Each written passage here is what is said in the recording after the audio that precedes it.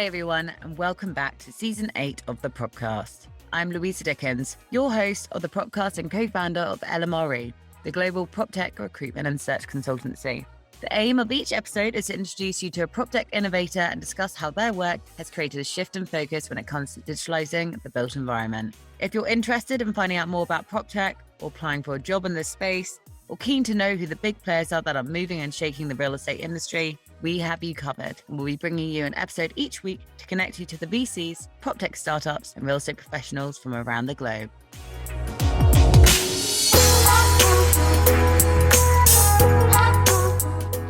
Today on the Propcast, we will be talking about the data revolution and how it helps in hyperscaling. And we are joined by Tarush Aggarwal. So welcome to the show. Thank you so much for having me. Super excited to be here. Pleasure having you.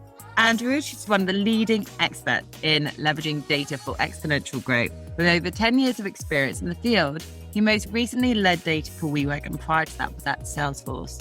Now he has started his own venture, which we're going to be hearing more about later, called 5X. Now, on this podcast, he'll run us through his crazy journey through data, his involvement in WeWork that allowed the business to grow 10x in 3 years, supporting a global footprint of 800 plus offices in 120 cities, 20 countries, the list goes on. And he'll also be explaining how to convert data into dollars and about his business, which does exactly that, which we're all interested in learning about. Now, Tarush will also be sharing the data trends he's seen over the years and giving us some tips on how to get into the space and how to make it a serious career path. So thank you for joining me. And also, can I just say, before we get started with the questions, which the audience have tuned in to hear the answers to, I have to say I'm forever jealous of this nomad lifestyle that you seem to be living. And a lot of the tech community, everyone listening in, Tarush is now in Mexico City, I think. And then obviously before that, when we first started speaking, was in Tulum. And I think you also spent quite a lot of time in Bali. So, I mean, with this all remote working and you're obviously, it just shows you can have a successful career, run an incredible business and just live wherever you want to. And so very jealous. Now, let's get started with the questions. So talk us through your career. Now, you started in Salesforce, you've gone to be the global head of data at WeWork. You've grown a business. Obviously, we work out in China. You now have founded your own business. Maybe if we could start off with, and I'm particularly interested, I'm sure the audience listening in is, how you scaled the data org from 2 to 100 plus at WeWork, and how did you get and sort of prioritize that as the business need, maybe?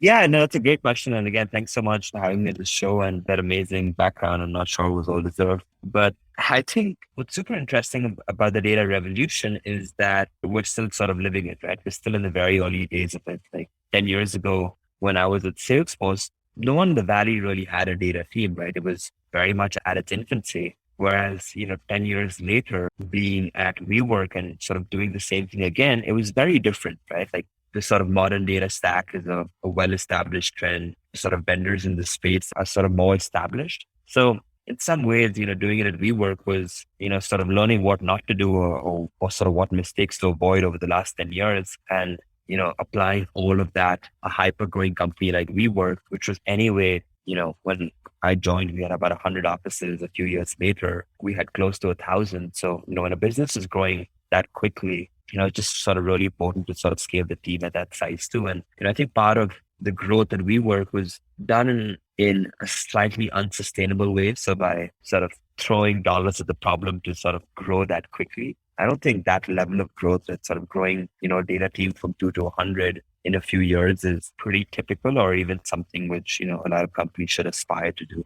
I think this element of like growing as fast as you can grow in like a healthy manner. Like, we're trying to build a skyscraper. There's only so much cement and concrete you can throw at the building. Like if you don't have the right foundations in place, it's all going to come crashing down, right? And if some things just take time, I still think you can grow really, really quickly. I just think, at some point it becomes unsustainable. And, the entrepreneurial journey is all about, pushing, growing. And I think the other side of that is like finding the right balance and, what is the right way to grow, which is in the long term going to be a lot more sustainable and lead to better culture, which I know we're going to cover a few of these things moving on. I completely agree with you. It's all about finding the balance, sustainable growth, and just making sure you have those key strategic hires in place to make sure that happens. And going back to your point about the hiring data, earlier this week at 1 a.m, I did a very fun presentation to the ULI Tech Council and they were asking about hiring trends. And I did an analysis on our placements and jobs last year. So we saw a 46% increase in data roles. So this could be a data analyst, technical analyst, all of data scientists, which is huge. And I genuinely think this year it's just going to increase even more. But it's just finding where are you going to find that talent from? I'm like the big tech companies, the big SaaS companies, the big consultancies, all of that, but also more training and more education, which we're obviously going to talk about a bit later. Hey, it's Michael Beckerman, CEO of Cretech and Cretech Climate. I hope you'll join us in Copenhagen for our first dedicated climate event on May 17th through the 19th. Only 200 of the world's leading sustainability professionals will be on hand at this event to connect, exchange ideas, and be inspired by world-class speakers. For more information, please visit our website, cretechclimate.com.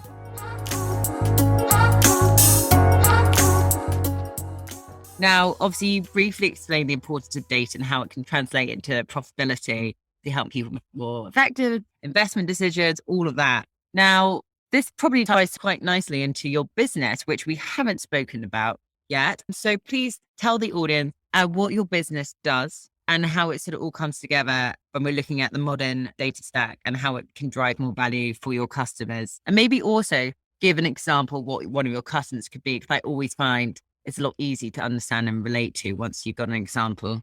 Yeah, sure. So in today's day and age, data is no longer, a nice to have, right? It's an essential part of, any company's business proposition. Yet increasingly, more and more companies are finding it much harder to extract value from data. And why is that? That's because, the average sort of startup today has got 10 to 12 different sources of data, right? That's a lot more than we had a few years ago. And using ad hoc analysis, hiring an analyst, building a few dashboards just isn't good enough anymore. It doesn't lead to, long-term business value. So if you're serious about, adding business value by being data driven, you're going to need to have a data stack, right? You're going to need to be able to ingest data from these 10 or 12 different data sources. You're going to have to store it, model it, structure it, clean it, and then serve all of these different stakeholders across different departments who very often want to use different tools to slice and dice data. On top of this, we also care about analysts and machine learning engineers. And, on top of this, the problem is that the modern day data stack is extremely fragmented. We have different best-in-class vendors for different parts of the modern data stack. So, large companies can solve this by deploying an army of engineers and sort of stitching it together. Like Blackstone or something, you do it all in-house. Yeah, like Google, Facebook, what we did at WeWork, Salesforce, we had 20, 30 people to go stitch together the different vendors in the data space. And we also had the luxury of being able to sign enterprise contracts and, paying all that money up front. If you're a startup, getting started from scratch is just no longer feasible. So what 5X does is we're the first company to stitch together the modern data stack and provide it as a service. So on day one, you get the entire data stack with all the best-in-class vendors across data collection, ingestion, storage, modeling, reporting. And you don't need to worry about signing enterprise contracts. You get one monthly bill. The entire stack is stitched together. So you can focus on using data to drive business value instead of worrying about how to sign these different vendors, how to stitch it together. So that's the first thing we do, right? We give you the entire data platform. And then because we control the platform, we also have a part of the business where we interview and hire engineers. I think today we're, interviewing maybe 1,000 engineers a week, and we get to hire the top 1% of these engineers. And because we control the platform, we know exactly which vendors, which tools we're using. We can pre-train these engineers on the platform. So as a business, you get the platform as well as you get fully qualified data engineers, which means that companies using 5X are able to drive sort of data-driven decision-making in the first few weeks. Whereas if you try to go do this yourself or, worked with another consulting company which sort of started from scratch, it would probably take you more than a year. Oh, right. So you're basically making it more efficient, but shortening the time by about a year. It's sort of, it's like, it's faster, cheaper, higher quality, right? So kind of, it's like 10 times faster, it's 5 times cheaper, and it's like much higher quality because a lot of the people who are working with us are best-in-class engineers, and we're also using the best-in-class vendors. Best-in-class like you, I'm sure you recruit and train the best. Now, can you give me an example of, say, one of your customers or vendors of which you were just talking about? Sure. Yeah. So, at this point we're working, it makes a lot of sense for, businesses which are growing quickly, which haven't really done anything in data, right? So, your typical, sort of Series A company, they've grown very quickly and now they need to exponentially scale, right? And they know they need to kind of go invest in data. It's, at that point, we sort of become a no-brainer because, just how quickly and efficiently we can help you scale. We're today working with customers all across the board, right? Our smallest customers are like pre-product. They haven't even launched the product, but they just realize that data is going to be so important and they want to have the right tracking and the right sort of metrics in place on day one. And then our largest customers are, public companies. We're one of Australia's largest liquor companies. We're speaking with it, we have an American bank using us today. We have one of the largest fast food chains, which we're start speaking with. So our customers are really all across the board, but sort of suites will soon, as I said, start to be companies which are, they've found some success. They now need to go scale the business and they need to go deploy an entire data comprehensive strategy extremely quickly. Yeah. Well, those listening in who is on that sort of similar growth trajectory, I definitely check out 5X and definitely email direct. Now, Tarush, let's talk about your business yourself as well in the stage of growth. So you have obviously rapidly expanded. You're about 8 months old. You've already raised. You're going to raise again. You're already over sort of 50 employees, and that's pretty impressive. So you've also worked in some massive companies, whether it be sort of WeWork, Salesforce. I think when you're at WeWork, it grew to 1,000 to 15,000 people. We spoke about sustainable growth, which they obviously didn't master that one. From your experience in having a small in your own business to a massive business, what's the secret to maintaining good culture? It's a question I often get asked, and I think making sure everyone knows what your core values are is super important, and having a diverse team, God, that's high on everyone's agenda, and it's important to get right thinking. But any tips you can share with me and the audience? Yeah, I think a lot of it comes from the founder, right? Just looking back at like someone like Mark Benioff at Salesforce, who's, extremely charismatic leader. And you could sort of see that in the Salesforce culture, right? Like, think bigger, since Salesforce, invented the whole software as a service space. And, looking at Adam and the way he ran, there were a lot of very positive things in the WeWork culture, right? I think, it's extremely family, it was like one big family. They spoke about a value called being together and sort of togetherness. And, I think they really sort of lived that value. Like, at one point, I remember work and WeWork in the evening, hang out with people from WeWork, talk about WeWork. Maybe it was a little bit too much, but what I'm trying to say is they really were able to really bring people together in a way which I've never seen before. Like the energy of walking the space is something which still to date I've never seen at any other company. So I think knowing that, a lot of it is sort of founder heavy is important to kind of pay attention to. And the other thing is, I think it's kind of, it's easy to have core company values and, you sort of talk about like, hey, one of 5X's values is holistic wellness. Like I lived in Bali and, trying to write this playbook of how do you build a company while balancing work and play and being able to live in different parts of the world. It's kind of easier for me to do, but what is 5X really doing to really live this value for our employees, help our customers live it? So, I think going one level deeper, like it's important to have values and write them down, but what are you doing to action them, right? Like, at this point, we're actually going to bring in someone who I met recently who is a leader around happiness and around health, and actually have someone like this person, spend time with our engineers all over the world and, implement programs which allow people to actually live more balanced lives and, live more sort of holistically. So, obviously depends on, the sort of size of the company and how you're growing, but what are you doing to actually action your values instead of writing that fancy Google Doc and then feeling good about it? Yeah. All these fancy like videos, which you pay someone like, $5,000, which is 10-second video clip saying, what are your core values? Teamwork, all that other stuff. I think we've all gone through that process for our website. They are obviously important, don't get me wrong, I'm not knocking it, but it does shock me about people just think they can put a video on their website and think that's enough. Hi, I'm Anthony Slumbers from the Real Innovation Academy, home of the Future-Proof Real Estate course, designed to accelerate your real estate career. To learn more, please visit realinnovationacademy.com/LMRE for details and a 25% discount.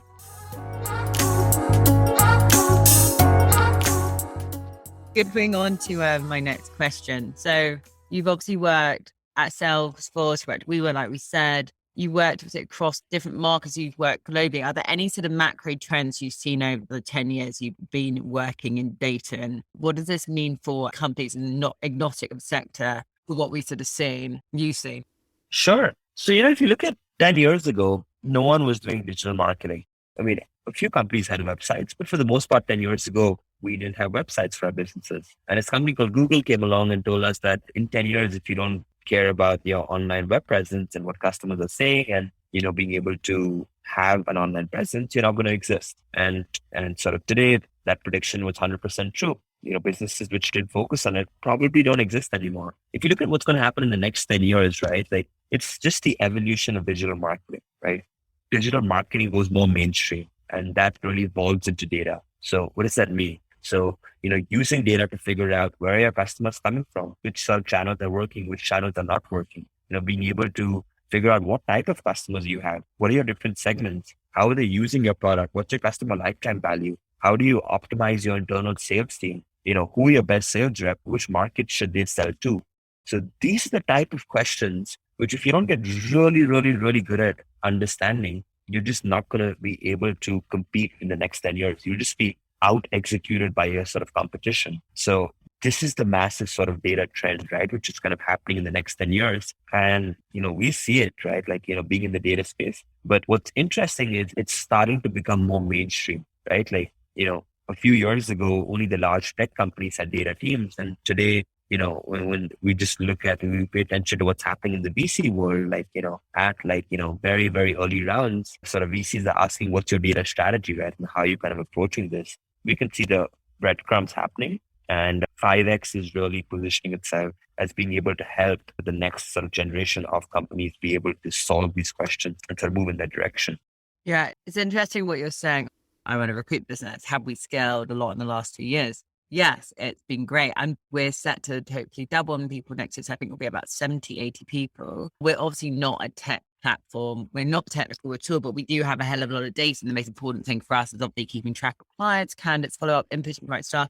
I'm just wondering, at what point will we need someone to obviously start looking at our data and what we can do with it and how we can, I guess, whether it's target more clients. I think a big thing, what loads of our clients are asking us to do now is basically mobility patterns of people. And, we spoke about your nomad lifestyle. What does it mean for people, say nationals returning home and expat communities and everything like that? Because there's massive skill shortage across certain jobs, whether it's sort of the data, the engineering side, really good SaaS. Like, I think that'd be really good to be able to have a better understanding of this data.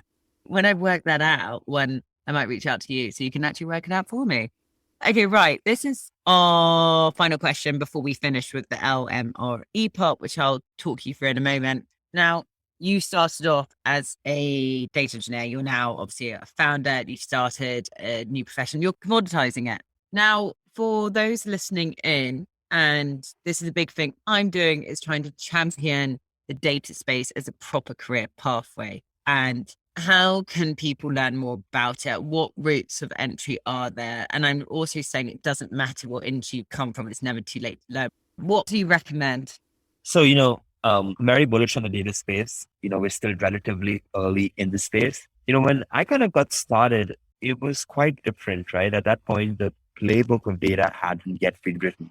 And, today, especially for, data analyst, data engineering roles, a lot of the best practices sort of playbooks had been written, right? The modern data stack is pretty well established. So, apart from the usual, which is sort of ramping up in your tech skills, obviously SQL is really important. Something like Python or, some sort of analysis language are, these skills are extremely valuable. I still think SQL is probably the most important skill in any of the data professions, unless you get into data science, which, you need to understand some of the modeling layers and some of the algorithms behind it. So, apart from the core tech skills, which, a lot of Udemy, Coursera, Teachable, I'm sure will have really amazing content. I know Stanford, it's got a sort of really cool data science course. A lot of these courses today are free or, sort of very affordable. So apart from this, in order to really stand out today, really understanding the best practices, right? The sort of playbooks are pretty well established, right? How do you ingest data, model it, structure it, report it?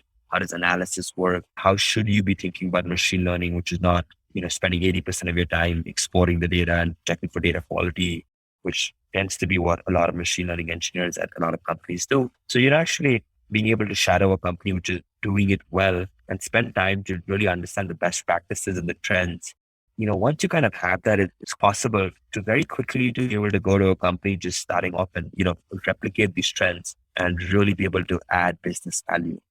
I think those days of going to a larger company and spending 10 years and seeing how to do it, I'm more bullish on this sort of micro on being able to go to a younger company early and add value. And, we're also living in like the hottest time for like building a company, and disruption. It's sort of coming in every industry from thousands and thousands of companies. Right? I read somewhere that in the last 2 years, we had more startups than in the last 10 years before that. Right. So obviously there's a trend of sort of disruption coming, and that just puts anyone sort of starting, especially in a field like data, advantageous position if they can sort of very early on figure out, apart from the technical skills, what to do, how to do it, and then, find an opportunity at like one of these companies and then go be able to execute.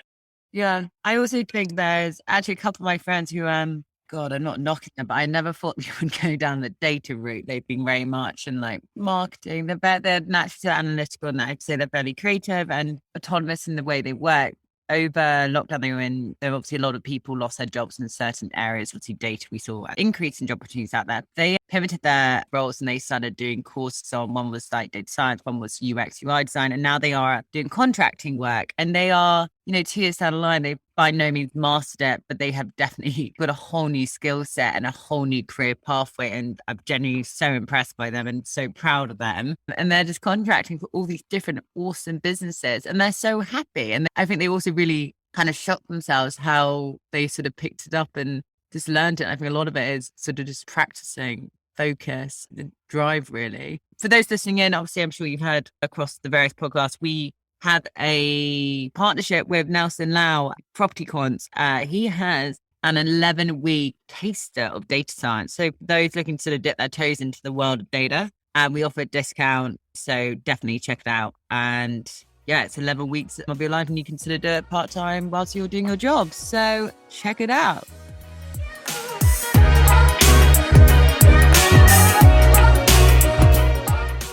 Hi, I'm Nelson from PropertyQuants. We run a hands-on, in-depth course that will teach you to apply data science and machine learning to real estate. To learn more, visit propertyquants.com/training. We also run a revolutionary course that will allow anyone to gain data science skills without needing to learn programming. To learn more about that, visit thenocodecourse.com. On either site, be sure to key in the code LMRE5 for a special 5% discount.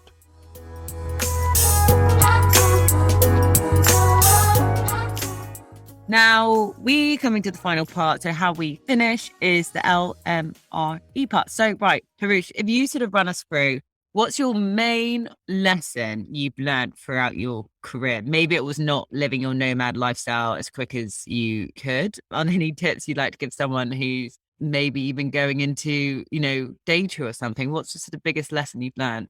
When I think about data, and I was planning to write a book on this and it's kind of got lost a little bit, but if you look at what data does, right, like it's adding visibility, organization, that's kind of one side of the spectrum, right? And, the other end of that spectrum is more like being in flow and extremely creative and intuitive, right? And, often just by default, we tend to be either or, right? There's some people who live sort of right in the middle, but, for the most part, if you look at anyone, they sort of tend to be more on that spectrum, right? On either side of it. And what I've realized is that unless you actively try, you're just going to move more and more on that spectrum. So if you're a data-driven person, then likely you're just going to make everything in your life even more data-driven. And if you're someone who relies on the intuition and flow and all of that stuff, you're probably going to do more of that, right? And, moving more towards the middle way is probably something which serves everyone, right? Like, you're extremely data-driven, and just probably have a few things in your life which you're actually building your intuition and sort of moving towards that and vice versa.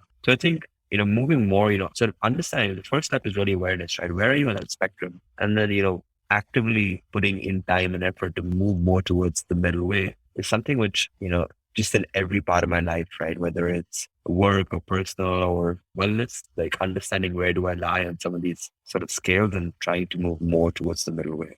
Yeah, I think life is always about progressing, moving forward. My work partner's worst thing you probably hate most, if someone says, or you ask someone, how's your day going? And they say, just plodding along. Honestly, it makes it cruel. I genuinely feel like they're going to lose their job or if they say that. But no, I completely echo. Each day is a fresh day. So go do something with it. Now, okay, mention anyone or give a product or service, anything, a shout out. Or it could be one of your, I don't know, someone who invested in you or believed in you at the beginning of 5X, completely up to you. Oh, wow. And so many people I would have to shout out to. I think my assistant, Trish, is someone who I cannot live without. So big shout out to her. In terms of a service, probably like sort of Todoist and Google Calendar saved my life on a daily basis. No, that's probably the nicest answer you've actually got on this podcast. Yeah, I agree. The thing about Google Calendar, apart from I have so many time zones on it and I get so bloody confused. Right. What's been the most rewarding part of working in this space? I mean, impact is a huge one, right? Like, this is something which a lot of companies need to go figure out. And, being able to actually leverage data for growth is not something which is trivial. So, when we have customers who use us, seeing when a lot of them are just surprised by how quickly we can execute and how quickly we can, get to data-driven decision-making is obviously extremely rewarding. A large part of it also, when I kind of got started, there were very kind of few people who were doing this. And, what 5X is really after is how do we sort of commoditize a lot of, the core data platform, the core data engineering piece and operate as a service. So it's really kind of rewarding to be able to, take something and then, sort of spend time in it and then work towards helping commoditize that. That feels really aligned with my purpose. And coming to the last one, which is E, what are you most excited about? The question is usually what are you most excited about for the future of prop tech? But let's make this, what are you most excited about the future of data? I think, the evolution is going to continue, right? I think, until now we're focused largely on how do you ingest, collect, store, report on data. And, the next few years we're starting to get more into like decision making and, sort of recommendations and insights and, these sort of initiatives of having intelligence everywhere. And this can support things like powering extremely intelligent customer journeys, having sort of different services sort of interact with each other. And, in some ways moving towards, sort of more and more automation in our daily lives. Like, I love this concept that, we will be able to just focus on, the most meaningful work and, the stuff which we really enjoyed and have a lot of other stuff in our life, automated. And, I think that's sort of maybe a little bit, out of fiction movie where, I sort of genuinely think where we're heading in the data space, like powers a lot of capabilities which lead to sort of real world consequences like this. Agreed. Well, look, first of all, I'd like to say thank you so much for joining me. You had such an impressive career and it's still, I genuinely think it's in its infant stages for what you're going to do out of C5X. And you've traveled globally, you're now your own boss. And I really wish you and your business the best for the further development that you have to come. And thank you so much for joining me and look forward to catching up with you after the show. Thanks so much. Thanks for having me.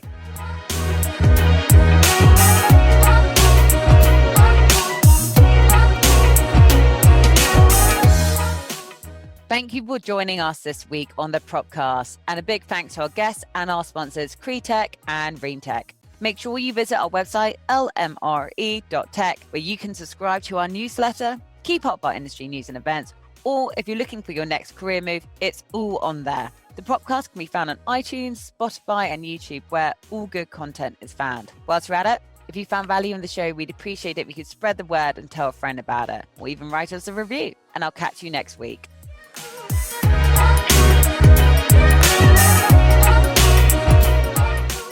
Making a high-quality podcast like this takes a lot of work. That's a fact. But not when you hire Copus.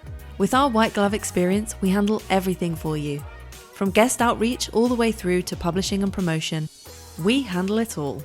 You show up to hold great interviews and build relationships with your guests, and we take care of everything else. Podcasting is not just about the audience. Every podcast interview is the start of a new relationship. With a weekly podcast, you would build relationships with 52 ideal partners or prospects through your podcast interviews over the next 12 months. Do you believe that 52 new relationships would grow your business? We do. Contact Jason at Copus, Kopus.com, and let's talk.